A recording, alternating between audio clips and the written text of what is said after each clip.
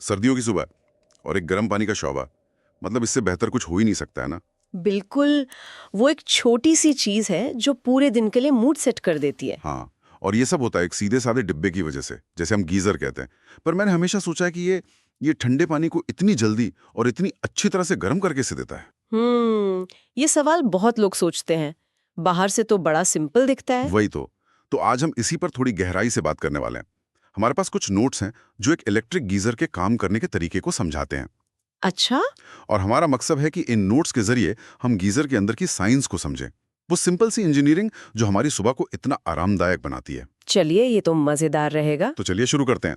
सबसे पहले, एक इलेक्ट्रिक गीजर आखिर है क्या, और इसका सबसे सबसे जरूरी हिस्सा कौन सा है, मतलब वो चीज जो असल में जादू करती है। देखिए, इसकी सबसे सरल परिभाषा तो ये है कि गीजर एक इंसुलेटेड टैंक है जो बिजली से पानी गर्म करता है।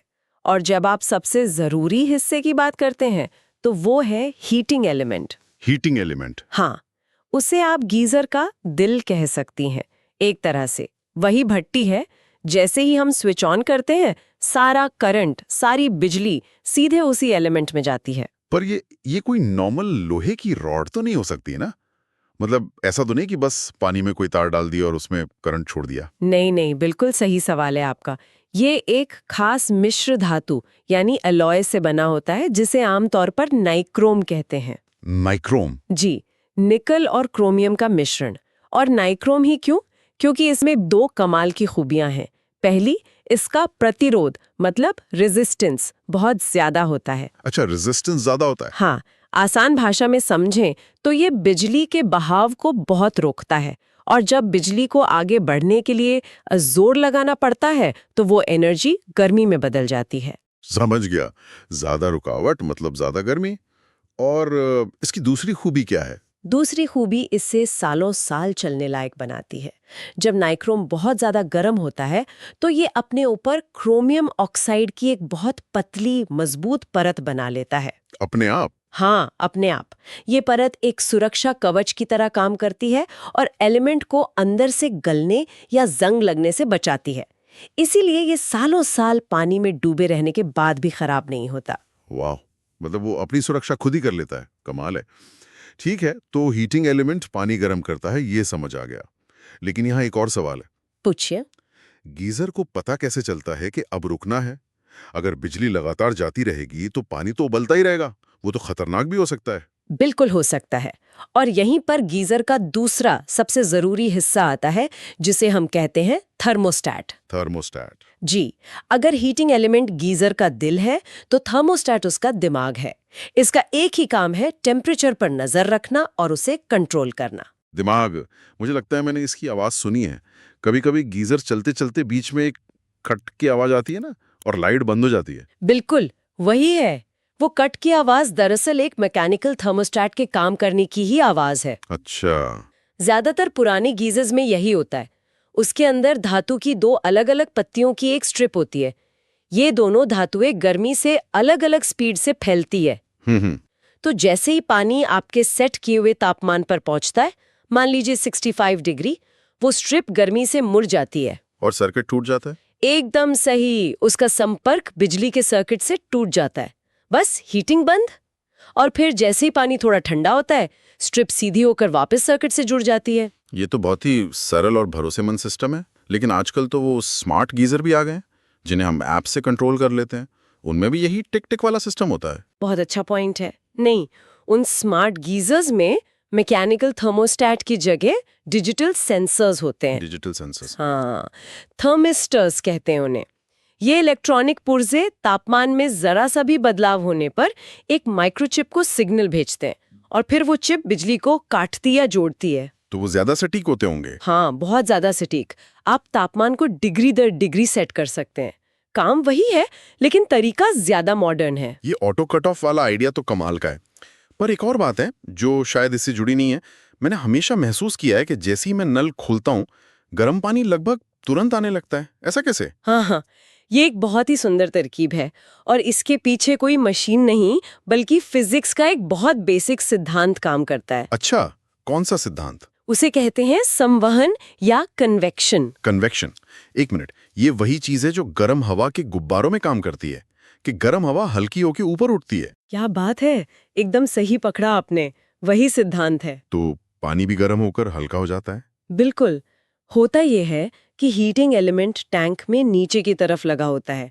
जब वो अपने आसपास के पानी को गर्म करता है तो गर्म पानी के अणु मतलब मॉलिक्यूल्स फैलते हैं, जिससे वो हल्का हो जाता है। हाँ, उसकी डेंसिटी कम हो जाती है और कोई भी हल्की चीज ऊपर की तरफ उठती है तो ये गर्म पानी धीरे धीरे टैंक में ऊपर चढ़ने लगता है। और उसकी जगह लेने के लिए ऊपर का ठंडा भारी पानी नीचे आ जाता होगा? एकदम सही, वो भारी और ठंडा पानी नीचे बैठ जाता है सीधे हीटिंग एलिमेंट के पास। फिर वो गर्म होता है, वो भी ऊपर उठता है और ये चक्कर लगातार चलता रहता है, एक साइकिल की तरह। जी। इसे कन्वेक्शन करंट कहते हैं। इसी वजह से गीजर के टैंक का ऊपरी हिस्सा हमेशा सबसे गर्म पानी से भरा रहता है और इसीलिए आउटलेट पाइप जहां से हमें पानी मिलता है वो हमेशा ऊपर लगा होता है। ताकि नल खोलते ही गर्म पानी मिले। वाह। हाँ, और ठंडा पानी भरने वाला पाइप नीचे होता होगा? बिल्कुल, ताकि वो सीधा इस साइकिल में शामिल हो सके। ये सिर्फ डेंसिटी और ग्रेविटी का एक शानदार खेल है। अब समझ आया। मेरे पुराने घर में अगर 2 लोग नहा लेते थे तो तीसरे को इंतजार करना पड़ता था। मतलब ऊपर का गर्म पानी खत्म हो गया। हाँ, और नीचे के ठंडे पानी को गर्म होके ऊपर आने में समय लग रहा था। आपने उस कन्वेक्शन साइकिल को खाली कर दिया था। ये विज्ञान तो बहुत ही प्रभावशाली है। लेकिन हमारे नोट्स में कुछ व्यवहारिक बातों का भी जिक्र है, खासकर सुरक्षा को लेकर। जो कि बहुत जरूरी है। जैसे गीले हाथों से स्विच न छूना, ये तो खैर सब जानते हैं, पर इसमें नियमित सर्विसिंग पर बहुत जोर दिया गया है। लोग इसे अक्सर नजरअंदाज कर देते हैं। और ये एक बहुत बड़ी गलती हो सकती है। सर्विसिंग का मतलब सिर्फ धूल साफ करना नहीं है। तो फिर क्या है? गीजर के अंदर कुछ ऐसे गुमनाम हीरो होते हैं जिनके बारे में लोग नहीं जानते। सर्विसिंग उन्हीं के लिए होती है। इनमें से पहला है एनोड रॉड। एनोड रॉड, ये क्या चीज है? देखिए, हमारे देश में ज्यादातर जगहों पर पानी हार्ड होता है, मतलब उसमें कैल्शियम और मैग्नीशियम जैसे मिनरल्स होते हैं। हाँ, होते हैं। ये मिनरल्स समय के साथ टैंक की स्टील की सतह पर हमला करते हैं और उसे गला सकते हैं, मतलब जंग लगा सकते हैं। अच्छा।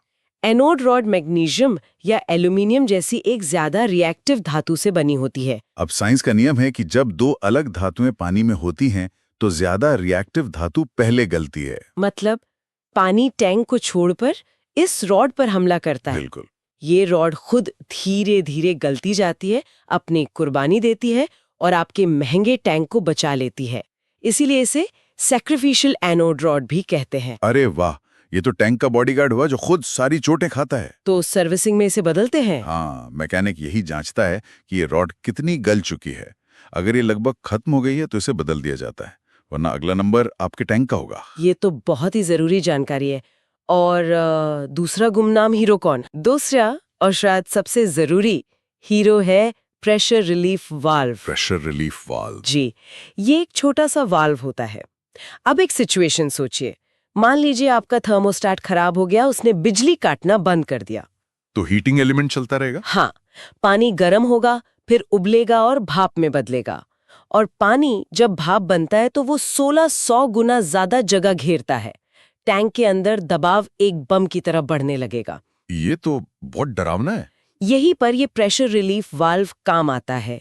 जैसे ही टैंक के अंदर दबाव एक खतरनाक लेवल पर पहुंचता है, ये वाल्व अपने आप खुल जाता है और अतिरिक्त भाप और पानी को बाहर निकाल देता है। जी, और दबाव को कम कर देता है।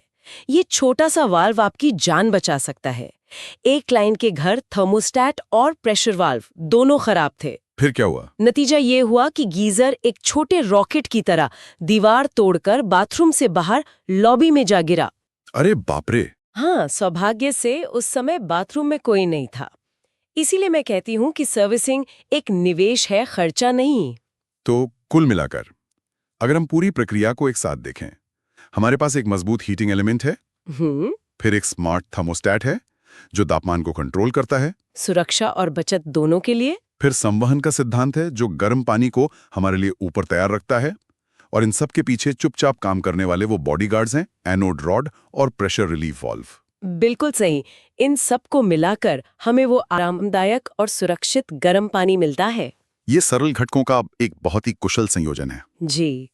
और यहीं पर एक दिलचस्प सवाल भी उठता है। हमने देखा कि कैसे एक साधारण ऑटो कट ऑफ वाला थर्मोस्टेट गीजर को ज्यादा ऊर्जा बर्बाद करने से रोकता है। हाँ, यह हमें सोचने पर मजबूर करता है कि हमारे घरों में और कितने ऐसे उपकरण हैं जो बिना सोचे समझे लगातार ऊर्जा की खपत करते रहते हैं। सही बात है। हमने देखा कि कैसे साधारण विज्ञान और अच्छी इंजीनियरिंग से एफिशिएंसी हासिल की जा सकती है। ये सोचने वाली बात है कि हम अपनी रोजमर्रा की जिंदगी में और कहाँ-कहाँ इन सिद्धांतों को नजरअंदाज कर रहे हैं। जैसे खाना बनाते समय बर्तन पर ढक्कन न लगाना, जिससे गर्मी बर्बाद होती है, या अपने घरों को ठीक से इंसुलेट ना करना। गीजर हमें एक सबक सिखाता है। क्या सबक? कि ऊर्जा की बड़ी बचत अक्सर बड़ी-बड़ी महंगी तकनीकों में नहीं, बल्कि हमारी रोजमर्रा की चीजों में छुपे ऐसे ही सरल और शानदार विचारों में होती है।